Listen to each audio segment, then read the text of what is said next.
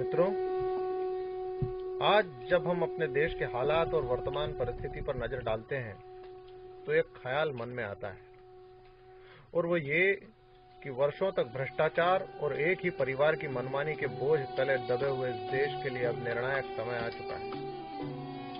लगभग 66 वर्ष पहले भी इस देश ने कुछ ऐसे ही पल देखे थे, जब इसे तय करना था कि इसके सर्वोच्च पद पर सरदार पटेल बैठेंगे या जवाहरलाल नेहरू, किंतु दुर्भाग्य से उस वक्त ये देश इस जुए को हार गया था। 2014 हमारे देश के लिए फिर से ऐसा निर्णायक समय लेकर आया है, लेकिन अब ना तो ये जुआ है और ना ही हिंदुस्तान किसी दुर्भाग्य से ग्रसित है।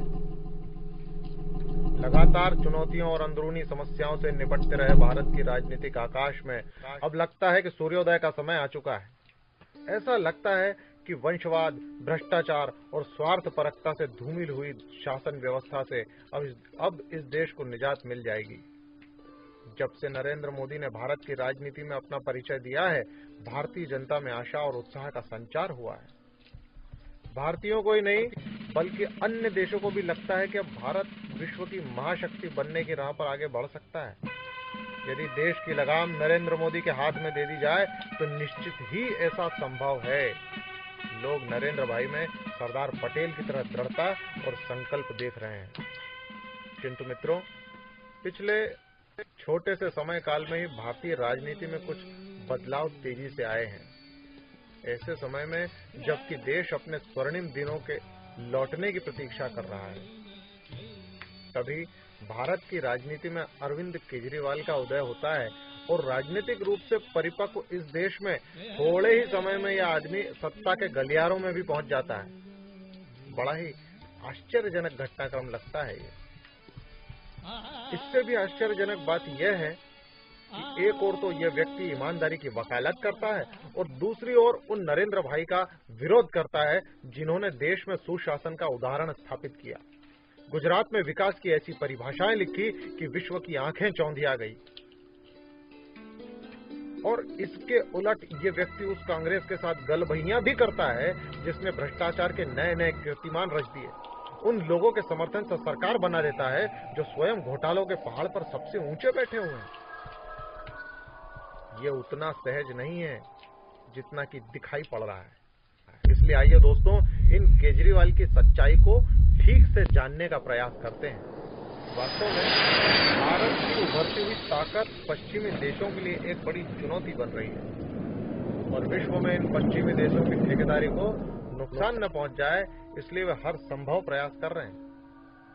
अरविंद केजरीवाल वास्तव में इन्हीं यूरोपीय देशों का एक छुपा हुआ एजेंडा है, जिसकी सहायता से अमेरिका ने भारतीय नौजवानों में बढ़ती हुई क्रांतिकारी भावना और राष्ट्रवादिता का जो गुबार उठ रहा था उसको ईमानदारी के नाम पर दबाने का काम किया और राजनीतिक विरोध के नर्म आंदोलन की मदद से उससे ठंडा करने का प्रयास किया। तो आज इन केजरीवाल की ईमानदारी का नमूना भी देख लिया जाए। ये जो अरविंद केजरीवाल हैं, इन्होंने लगभग 20 वर्षों तक भारतीय रेवेन्यू सर्विस में ऑफिसर की हैसियत से काम किया। भारत सरकार की नौकरी में रहते हुए अरविंद केजरीवाल के कुछ 20 वर्षों में इनका तबादला कभी भी दिल्ली के बाहर नहीं हुआ, जबकि भारतीय रेवेन्यू सर्विस के नियम के अनुसार कोई भी IRS ऑफिसर 3 वर्षों से अधिक एक ही जगह पर नहीं रह सकता। क्यों भाई, इन महाशय पर इतनी मेहरबानी क्यों? और तो और यहाँ तक कि इनकी पत्नी जो IRS ऑफिसर ही हैं और उनका भी कभी दिल्ली से बाहर तबादला नहीं हुआ। ये बात तो आप भी बड़े अच्छे से जानते होंगे कि एक ईमानदार ऑफिसर जो अपने काम में पारदर्शिता लाना चाहता हो और अपराधियों के खिलाफ कदम उठाने की इच्छा रखता हो, अपने बड़े अधिकारी और नेताओं के गुस्से का सामना उसको करना ही पड़ता है। इसलिए ये और भी ज्यादा आश्चर्यजनक बात लगती है कि इतने ईमानदार केजरीवाल, जैसा कि वो दावा करते हैं, उनका कभी भी तबादला ही नहीं किया गया, जबकि दिल्ली एक प्राइम लोकेशन यानी अत्यंत ही मलाईदार जगह है। दोस्तों, इस पूरे गड़बड़ झाले के बीच 20 वर्षों के अंतराल के बाद एक बार केजरीवाल का तबादला हुआ और वो भी कोई छोटी जगह नहीं, बल्कि ऐसी ही मलाईदार जगह चंडीगढ़ थी। इसके बावजूद भी केजरीवाल ने इस तबादले को भी रुकवाने के प्रयास किए और राष्ट्रीय सलाहकार परिषद की अध्यक्षा सोनिया गांधी और उस समय के वित्त मंत्री से इन्होंने सिफारिश तक की थी। एक सरल और ईमानदार आदमी से ऐसी सिफारिशों की अपेक्षा तो नहीं होती दोस्तों। वो तो अपने सिद्धांतों पर आंच नहीं आने देता और तबादलों से न डरते हुए अपने काम में लगा रहता है। लेकिन इसके उलट केजरीवाल सब कुछ छोड़कर छुट्टी पर चले गए। तो मित्रों, साफ है कि केजरीवाल इतने समय तक दिल्ली में बिना किसी समस्या के नौकरी में बने रहे, इसका केवल यही अर्थ है कि वो कभी भी अफसरशाहों और नेताओं के लिए और भ्रष्ट लोगों के लिए खतरा नहीं बन सकते। एक IRS ऑफिसर के रूप में उन्होंने ये खुद स्वयं ही स्वीकारा है कि एक तो उनका स्टाफ पैसे खाता था, लेकिन ये सब जानते हुए भी उन्होंने कभी आवाज नहीं उठाई। दोस्तों, हमारे देश में ईमानदारी के मारे हुए कुछ अभागे लोग चर्चित हो गए हैं, जिन्होंने अपनी ईमानदारी के साथ कभी समझौता नहीं किया और राजनीतिक प्रताड़नाओं को सहते रहे। हम थोड़ा सा याद करें अरुण भाटिया जी को, GP खैरनार जी को, अशोक खेमका को याद करें। इन जैसे ईमानदारी से काम करने वाले अफसरों को कितनी समस्याओं और तबादलों का सामना करना पड़ता है। अशोक खेमका के CSS ऑफिसर के रूप में 19 वर्षों के कार्यकाल में कुल 43 तबादले हुए। आप सोच सकते हैं, 43 तबादले मात्र 19 वर्षों में। क्यों? क्योंकि उस व्यक्ति ने ईमानदारी से अपना काम किया। नीरज कुमार को अपने 15 वर्षों के कैरियर में 7 वर्षों का सस्पेंशन और 15 तबादलों का सामना करना पड़ा था, क्योंकि उन्होंने रक्षा विभाग में हुए बड़े भ्रष्टाचार की पोल खोलने में सहायता की थी।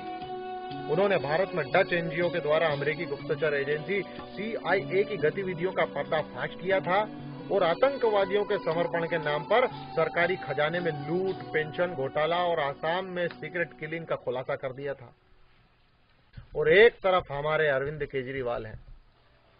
अरविंद केजरीवाल का कार्यकाल बड़ा ही सरल रहा। सरकार इन्हें क्या परेशान करती, खुद इन्होंने ही अपने दायित्व का निर्वहन नहीं किया।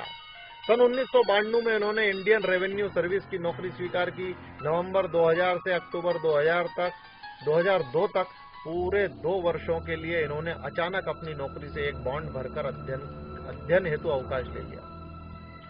इस पूरे समय 2 साल तक अवकाश पर रहने के बावजूद भी केजरीवाल अपना वेतन लेते रहे थे। उस वक्त हमारे सिद्धांतवादी केजरीवाल को यह ख्याल नहीं आया कि बिना काम किए यदि वो वेतन ले रहे हैं तो ये कहीं देश के पैसे का दुरुपयोग तो नहीं है। मित्रों, इस वेतन के लिए इन्होंने सरकार से अनुबंध किया था कि अवकाश से लौटने के बाद कम से कम 3 वर्षों तक वे अपनी सेवाएं सरकार को देंगे, नौकरी नहीं छोड़ेंगे। 2003 में इन्हें जॉइंट कमिश्नर के रूप में पदोन्नति भी मिल गई, लेकिन 2004 में फिर अचानक ये छुट्टी पर चल दिए और फिर अनुबंध के बावजूद वापस नौकरी पर नहीं आए।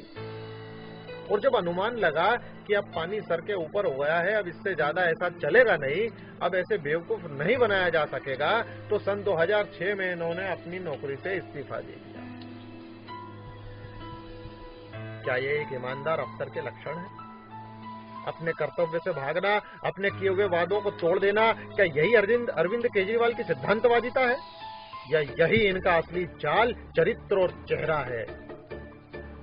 जब केजरीवाल वेतन लेते हुए छुट्टी पर चल रहे थे, उन्हीं दिनों उन्होंने मनीष सिसोदिया के साथ RTI कैंपेन के लिए परिवर्तन नाम की संस्था का गठन भी कर लिया था। तो दोस्तों, वहां से भी आर्थिक लाभ उठाना प्रारंभ कर दिया। अब आपको एक जानकारी दूं कि 10 मार्च 2009 तक परिवर्तन की साइट के अनुसार ये जो परिवर्तन संस्था इन्होंने मनीष सिसोदिया के साथ बनाई थी, ये संस्था NGO के रूप में रजिस्टर्ड ही नहीं थी। इसकी वेबसाइट में ही कहा गया था कि परिवर्तन कोई NGO नहीं है साहब, ये लोकतांत्रिक मूल्यों को मजबूती देने के लिए जनता का आंदोलन है और परिवर्तन किसी भी नियम के अंतर्गत समिति की तरह या ट्रस्ट की तरह या कंपनी की तरह रजिस्टर्ड नहीं है और आयकर के संदर्भों में भी ये मात्र लोगों का समूह है। ये जानकारी इंटरनेट पर भी देखी जाती है। अब सवाल ये उठता है कि यदि परिवर्तन एक रजिस्टर्ड संस्था नहीं थी, तो भी इस संस्था ने बिना किसी भारतीय रजिस्ट्रेशन के विश्व बैंक का प्रोजेक्ट कैसे स्वीकार कर लिया? क्या कभी केजरीवाल ने इस बात का उल्लेख किया था? और दोस्तों, इस बात की पुष्टि करनी हो तो वर्ल्ड बैंक की report social accountability stock taking exercise for south and east Asia, इस नाम से वर्ल्ड बैंक की रिपोर्ट है। इस रिपोर्ट को इंटरनेट पर भी देखा जा सकता है। केजरीवाल और उनकी संस्था परिवर्तन ने अपने इस सत्य को छिपाने के बड़े प्रयास किए थे, किंतु अपने चरित्र को छुपाने में पूरी तरह नाकाम रहे। इसी समय अरविंद केजरीवाल को $5000 का मैग्सेसे अवार्ड मिल गया। यह अवार्ड उन्हें उभरते हुए नेतृत्व का मिला था। सन 2006 में अरविंद केजरीवाल ने ऐसा क्या काम कर दिया था कि उन्हें उभरते नेतृत्व का अवार्ड दे दिया जाए? बड़ा अटपटा सा लगता है। सन 2006 तक शायद इस देश के बहुत ही कम ऐसे लोग होंगे जिन्होंने अरविंद केजरीवाल का नाम भी सुना होगा। और इस समय तक केजरीवाल ने अपने एनजीओ परिवर्तन के द्वारा बिजली बिल के कुछ 2500 मामले सुलझाने के अतिरिक्त ऐसा कोई प्रासंगिक कार्य भी नहीं किया था कि जिससे इन्हें उभरता हुआ नेतृत्व मान लिया जाए। लेकिन इसके बावजूद भी अमेरिका इन्हें $50,000 का मैग्सेसे अवार्ड दे देता है। इस घटना के पीछे बड़े षड्यंत्र की गंध आती है, और जब हम एक एक करके इसकी कड़ियां जोड़ते हैं तो सारा घटनाक्रम समझ में आ जाता है कि अमेरिका ने बहुत पहले ही अरविंद केजरीवाल को भारत की राष्ट्रवादी शक्तियों के सामने खड़ा करने का मन बना लिया था, ताकि एशिया में उसके हितों को कोई नुकसान न पहुंच सके। दोस्तों, इस बात को ठीक से समझने के लिए हमें अमेरिकी क्रियाकलापों को थोड़ा सा समझना पड़ेगा। मित्रों, पिछली शताब्दी में अमेरिका वैश्विक महाशक्ति बन के उभरा है। विश्व के लगभग सभी देशों में अमेरिका अपना दखल रखता है।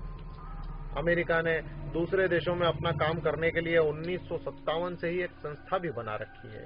उसका नाम है फोर्ड फाउंडेशन।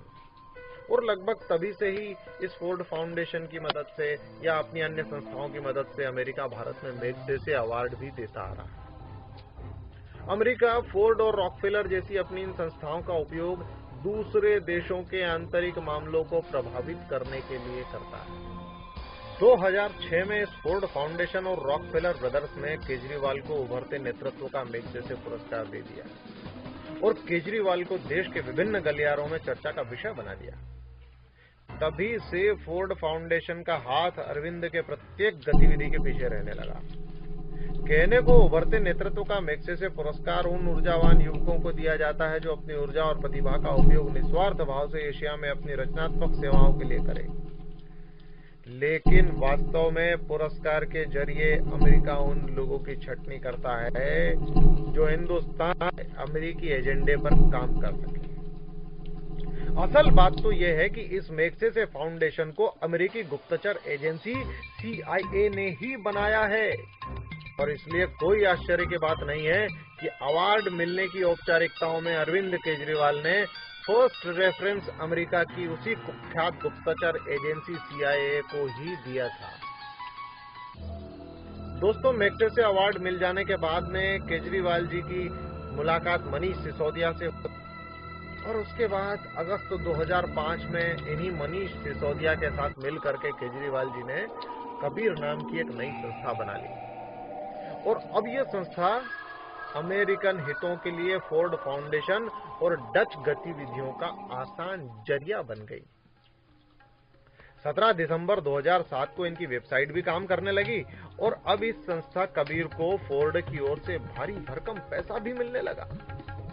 अब तो सारा काम बड़े योजनाबद्ध तरीके से होने लगा था।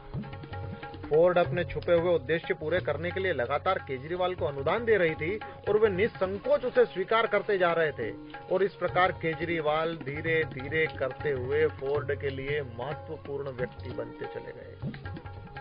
संस्था कबीर स्वयं को पारदर्शी बताती थी, पर कभी भी जनता को यह नहीं बताया कि उसे विदेशों से धन प्राप्त हो रहा है। कबीर की साइट पर तो उन्होंने कभी कोई ब्यौरा नहीं दिया, किंतु फोर्ड की साइट पर यह ब्यौरा जरूर आ गया था।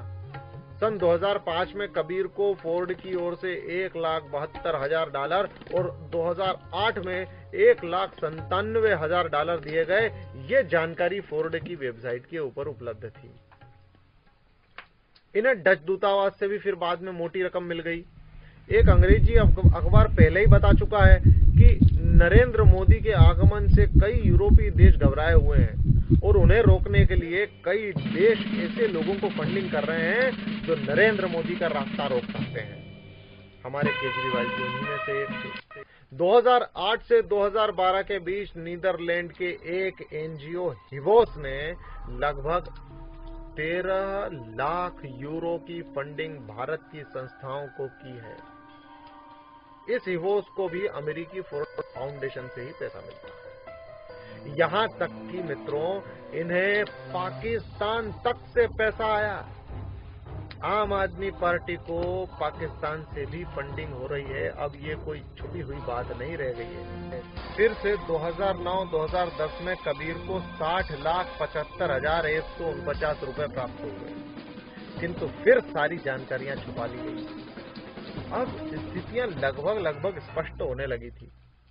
केजरीवाल को फोर्ड फाउंडेशन ने अमेरिका का हित साधने के लिए चुन लिया था और मिस्टर केजरीवाल भारत में अमेरिका की कठपुतली बन चुके थे।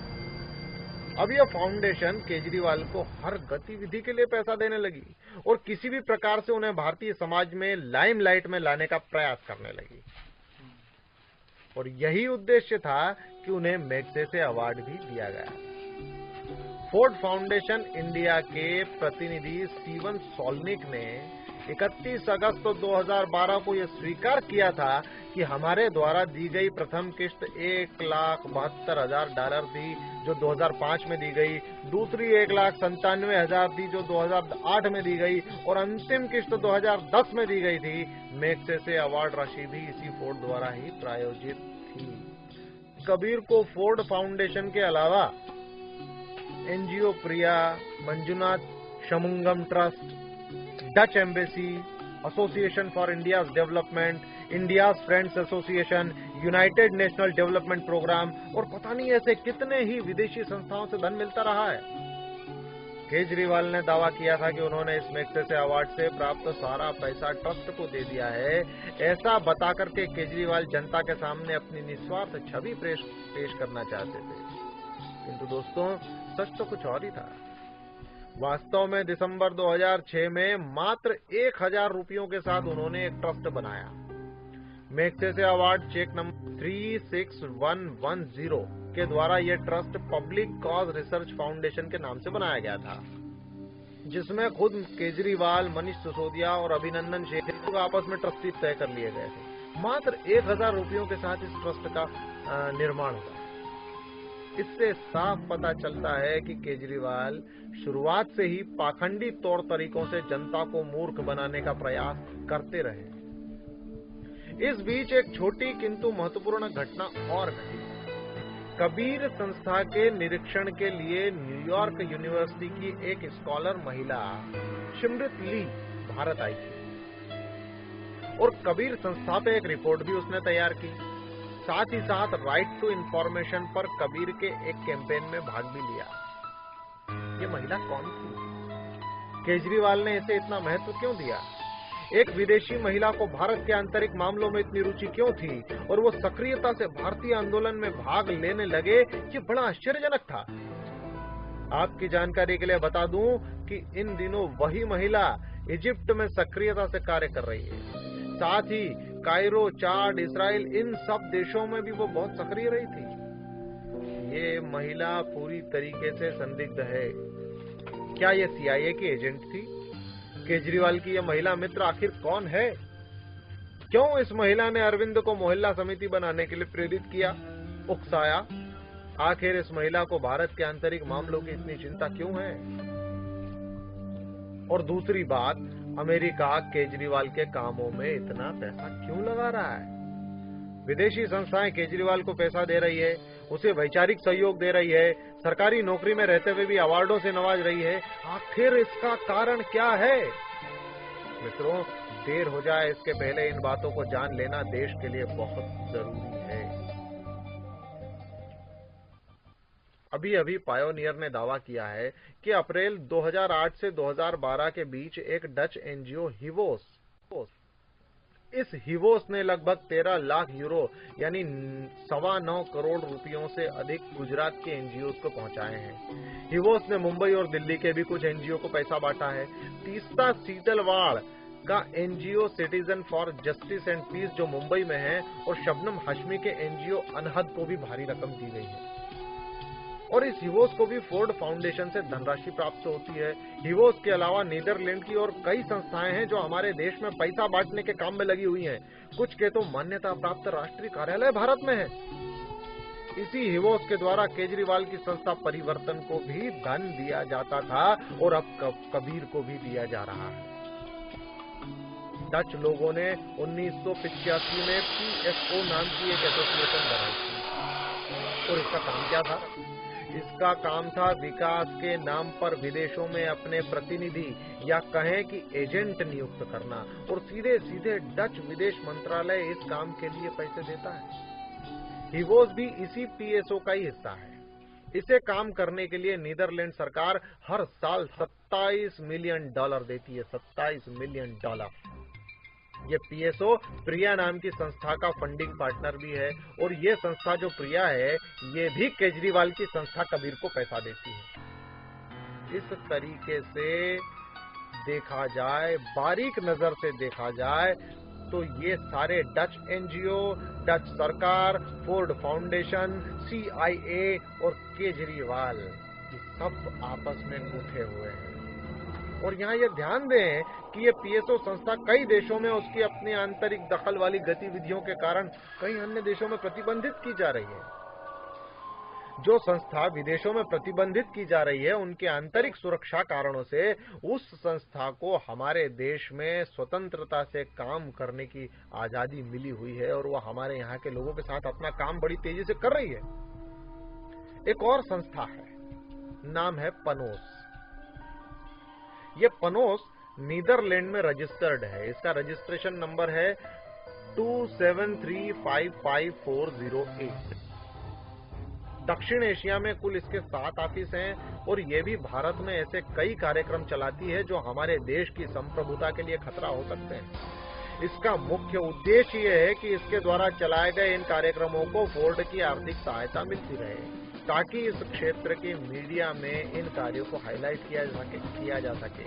कुल मिलाकर यह संस्था हमारे देश में हमारे ही मीडिया को पैसा खिलाती है, ताकि अमेरिका के अनुकूल माहौल बनाया जा सके।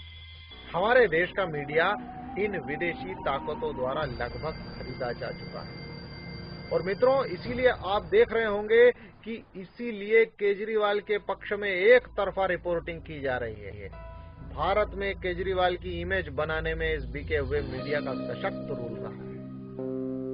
हाल ही में जी टीवी ने इस बात का खुलासा भी किया, और कुछ और ऐसे राष्ट्रवादी चैनल, बहुत गिनती उंगलियों पे गिने जा सकते हैं, वो अपनी बात को चिल्ला चिल्ला कर कह रहे हैं, लेकिन उनकी बातों को सुनने वाला कोई नहीं, क्योंकि 90% मीडिया इन्हीं विदेशी ताकतों द्वारा खरीदा जा चुका है। ऐसा नहीं है कि ये बातें पहले पता नहीं चली थी। भारत में डच एनजीओ के द्वारा CIA की गतिविधियों को अंजाम दिया जा रहा है। इस बात का खुलासा तहलका.com और गृह मंत्रालय के कुछ ऑफिसरों ने कर दिया था। लेकिन जैसा हमारे देश के भ्रष्ट नेता हमेशा से करते चले आ रहे हैं, भारतीय सरकार ने अपराध करने वाले डच राजदूत पीटर कोच की मांग पर गोपनीयता कानून की आड़ ली और तहलका पर ही केस दायर कर दिया। जिसने खुलासा किया उसी के ऊपर केस।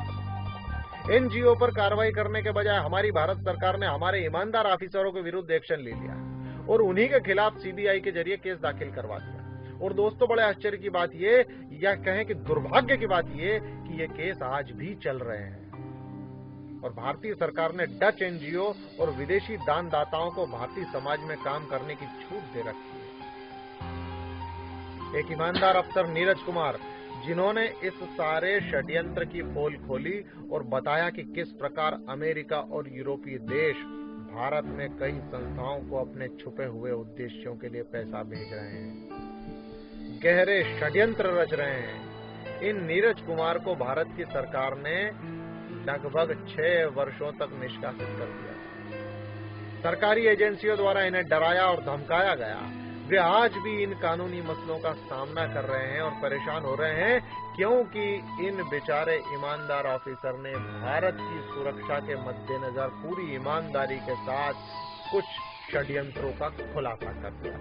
अमेरिका अपने स्वार्थ सिद्ध करने के लिए भारत में गैर अमेरिकी एनजीओ को झोला भर भर के पैसा दे रहा है। डच एनजीओ भारत के उग्रवादी संगठनों जैसे उल्फा, जैसे एनएसपीएन, इन सभी को मोटी रकम की सहायता कर रहे हैं। इसका मतलब सीधा है कि पश्चिमी देश भारत में अस्थिरता पैदा करना चाहते हैं ताकि हिंदुस्तान का नियंत्रण वे अपने हाथों में ले लें, और इसी उद्देश्य से वे एनजीओ के द्वारा राष्ट्रद्रोही तत्वों को पैसा मुहैया करवाते रहे हैं। लेकिन हमारे भ्रष्ट तंत्र के कान पर जूं भी नहीं रेंगती। उल्टा भारत की सरकार ने क्या किया, उसने हमारी जांच एजेंसियों खुफिया खबर पर ही प्रश्न चिन्ह लगा दिया कि आईबी के पास इसके पुख्ता सबूत नहीं है। भारत सरकार के असावधानी भरे और गैर जिम्मेदाराना रवैये के कारण ये विदेशी एनजीओ और चर्च अपना भारत विरोधी कार्य हिंदुस्तान के अंदर ही बड़ा बेखौफ होकर के कर रहे हैं, और इस कारण भारत के राष्ट्रद्रोही संगठनों के हौसले बढ़ गए, उनकी कार्यप्रणाली भी विकसित होती चली गई, और इन्हीं के बीच अरविंद केजरीवाल जैसे लोग भी तैयार होते चले गए। दोस्तों, भारत सरकार ने इस ओर से अपनी आंखें जानबूझकर बंद रखी। इतने खुलासों के बाद भी अरविंद केजरीवाल ने डच दूतावास से सीधे ही पैसा प्राप्त कर लिया। इसका अर्थ तो केवल यही है कि भारत सरकार में भी CIA, अमेरिका की गुप्तचर एजेंसी CIA का काम करने वाले, हमारे राष्ट्र से गद्दारी करने वाले तत्व मौजूद हैं, और हमारी राजनीति भी इन विदेशी तत्वों की सहायता कर रही है। सन 2000 के बाद इस काम में अमेरिका के सहयोगी नॉर्वे और डेनमार्क जैसे अन्य स्कैंडिनेवियन देश भी आ गए, और इस सब का उद्देश्य एक ही था कि भारत के शांतिपूर्ण विकास और महाशक्ति बन जाने के रास्ते को रोक देना, यानी कि भारत में नरेंद्र मोदी नाम के सूर्योदय को रोक देना। यानी नरेंद्र मोदी सत्ता में आते हैं, ये देश जानते हैं कि भारतीय उद्योग विकसित होकर विदेशी कंपनियों को टक्कर देने लगेंगे। नरेंद्र मोदी यदि सत्ता में आते हैं तो मिशनरियों का काम रुक जाएगा। नरेंद्र मोदी यदि सत्ता में आते हैं तो कश्मीर मुद्दा सदा के लिए सुलझ सकता है, और ऐसा हो गया तो बंदरबांट की रेवड़ी अमेरिका को कैसे मिलेगी। दक्षिण एशिया में शांति स्थापित हो गई और भारत भी स्वयं ही हथियार बनाने लगा, तो अमेरिका से भला क्यों हथियार खरीदे जाएंगे। तब उसकी अर्थव्यवस्था पर खतरा पैदा हो सकता है। इसलिए ये देश बिल्कुल भी नहीं चाहते कि मोदी सत्ता के शीर्ष पर पहुंचे। इन पश्चिमी देशों के लिए भारत में नरेंद्र मोदी का रास्ता रोकना बहुत जरूरी हो गया है। इस समस्या से निपटने के लिए उस महाशातिर अमेरिका ने बड़ी चतुराई के साथ मिस्टर अरविंद केजरीवाल को योजनाबद्ध तरीके से भारत की राजनीति में इम्प्लांट कर लिया। स्कैंडिनेवियन देशों के एनजीओ और संस्थाएं अब और तीव्र गति से भारत में सक्रिय हो गए हैं, और यहाँ पर जो ईसाई मिशनरी काम कर रहे हैं उनको और अलगाववाद के समर्थक एनजीओ को भर भर के धन मुहैया करवाने में लग गए हैं। ये सभी वो लोग हैं जो भारत विरोधी भावनाओं और राष्ट्र विरोधी आंदोलनों को भड़काने के लिए तैयार बैठे हुए हैं। यही राष्ट्रघाती पश्चिमी सहायता हमारे श्रीमान अरविंद केजरीवाल को भी भरपल्ले मिली है। फोर्ड फाउंडेशन के ही पुराने दस्तावेजों से जानकारी मिली है कि ऐसे कई प्रोजेक्ट हैं जो अमेरिकी गुप्तचर एजेंसी CIA और फोर्ड फाउंडेशन ने साथ साथ पूरे किए हैं।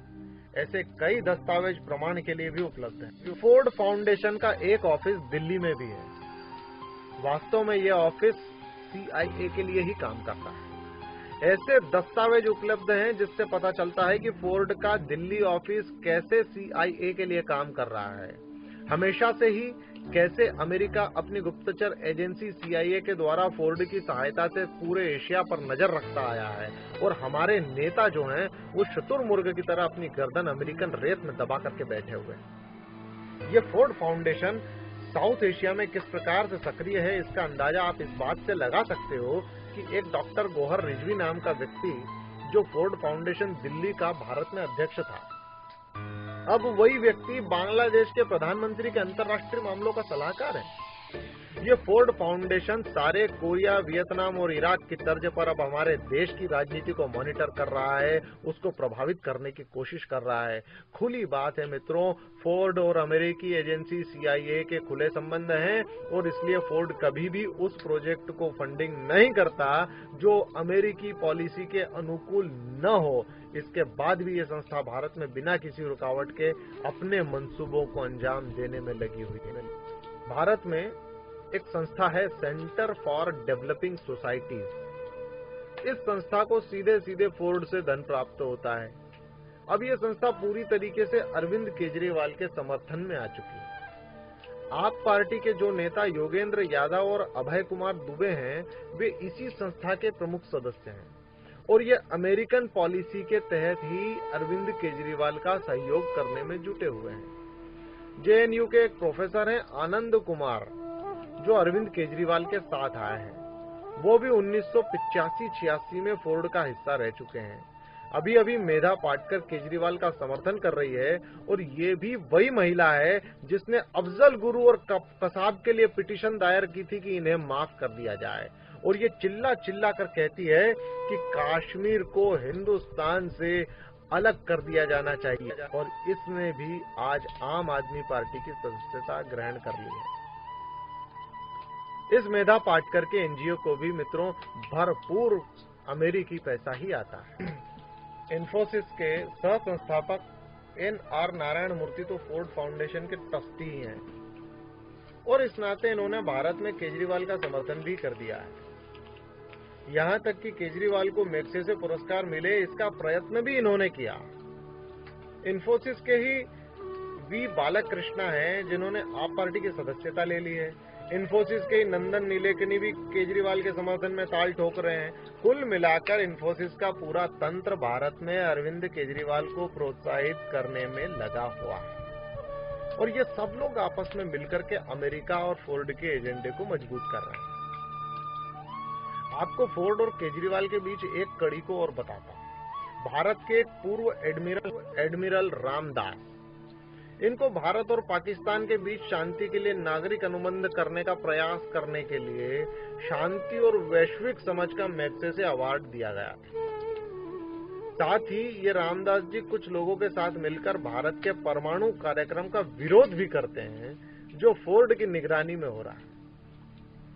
16 नवंबर को अरविंद केजरीवाल ने इन्हीं रामदास के साथ जाकर के दिल्ली विधानसभा का पर्चा भरा था और जब केजरीवाल सरकार बनाने के लिए जनता से समर्थन मांग रहे थे तब भी यही रामदास इनके साथ खड़े थे। अब दूसरी मजे की बात तो यह है कि फोर्ड फाउंडेशन दिल्ली का जो ऑफिस है उसकी वर्तमान प्रतिनिधि कविता N रामदास है और ये कविता जी भी इन्हीं रामदास की सबसे बड़ी बेटी हैं। रामदास भी केजरीवाल की ही तरह मैग्सेसे अवार्डी हैं। तो स्पष्ट है कि फोर्ड के ये सारे भारतीय एजेंट आपस में बड़ी मजबूती से गुंथे हुए हैं और आप पार्टी का गठन ही इस फोर्ड फाउंडेशन के संरक्षण में रामदास के जरिए हुआ है, जुड़ा हुआ है। कुल मिलाकर के ये सभी लोग अंतर्राष्ट्रीय स्तर पर अमेरिका द्वारा भारत के विरुद्ध एक भयंकर षड्यंत्र को रच रहे हैं और ईमानदारी और भ्रष्टाचार विरोध के नकली नगाब के पीछे छुपे हुए वर्तमान सरकार और आप पार्टी के ये नेता इसी षड्यंत्र के भारतीय मोहरे हैं। और इसलिए आश्चर्य नहीं होता कि ये लोग जम्मू और कश्मीर के संबंध में जनमत की बात करते हैं ताकि भारत से कश्मीर को स्वतंत्र करने की चर्चाओं को हवा मिल सके, जैसा कि अमेरिका चाहता है। वास्तव में मेरे दोस्तों, इन सभी दलालों के हाथ डॉलर से भरे हुए थे।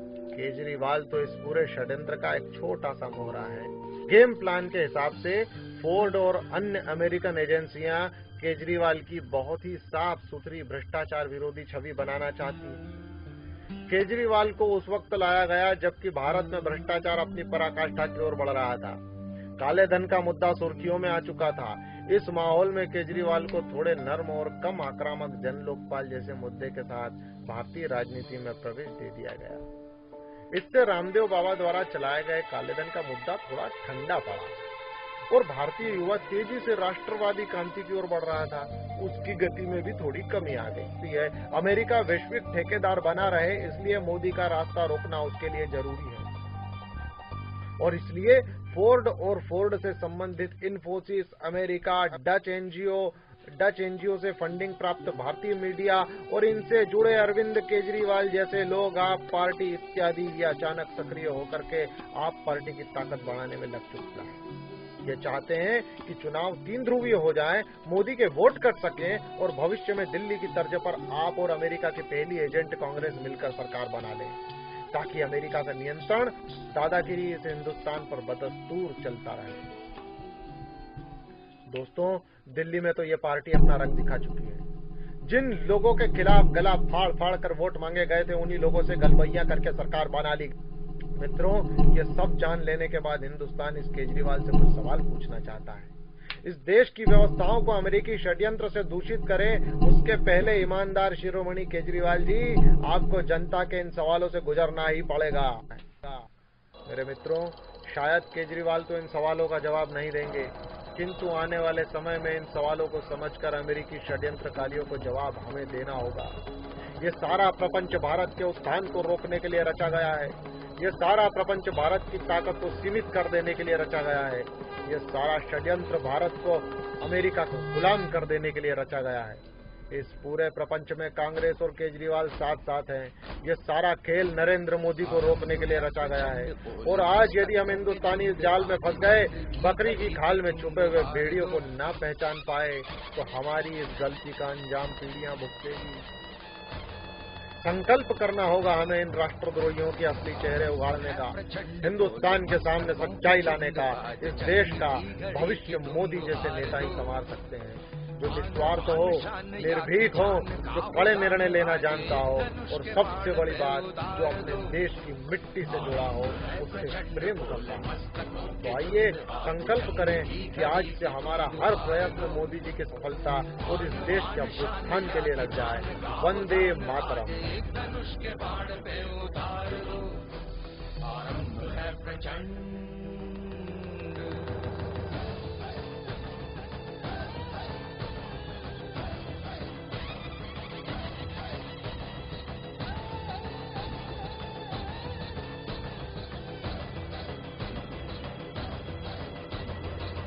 करे सो प्राण दे, जो मन करे सो प्राण ले, वही तो एक सर्वशक्तिमान है।